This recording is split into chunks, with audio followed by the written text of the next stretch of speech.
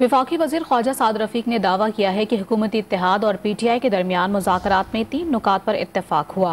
मुल्क में एक दिन इंतखाबात, निगरां हुकूमतें और इंतखाबी नताइज को तमाम फ़रीक़ैन की जानिब से तस्लीम करने पर इत्तफ़ाक़ किया गया। सियासतदानों को बातचीत के ज़रिए मसाइल का हल निकालना चाहिए। सियासी मसाइल का हल सियासतदानों को निकालना चाहिए और अदालत को इसमें ना उलझना चाहिए ना उलझाया जाना चाहिए। और 3 नुकात पर हमारा इत्तफाक मुज़ाकरात में हुआ है। PTI ने और हमने इस बात पे इत्तफाक किया कि मुल्क में एक दिन इंतखाबात होने चाहिए, चारों सूबाई असम्बलियों के और कौमी असम्बली के।